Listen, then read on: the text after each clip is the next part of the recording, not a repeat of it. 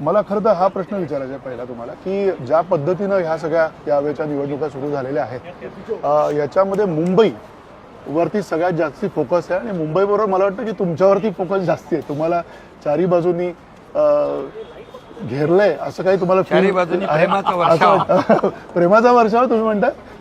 प्रेम आहे की घेरलंय तुम्हाला काय वाटतं? बघा, मी मुख्यमंत्री झाल्यापासून हा वर्षाव सुरू आहे. म्हणजे हे आरोप प्रत्यारोप टीका टिप्पणी टोमणे हे मुख्यमंत्री झाल्यापासून मुख्यमंत्री घटनाबाह्य आहे, सरकार घटनाबाह्य आहे, हे मुख्यमंत्रीपद जाणार, 8 दिवसांनी जाणार, सरकार पडणार, बसता उठता झोपता उठता स्वप्नात देखील एकनाथ शिंदे. त्यामुळे याच्यामध्ये मी काही जास्ती मनाला लावून घेत नाही. माझा फोकस मी ठेवला आहे कामावर, माझा फोकस ठेवला आहे डेव्हलपमेंटवर आणि माझा फोकस आहे माणसांवर.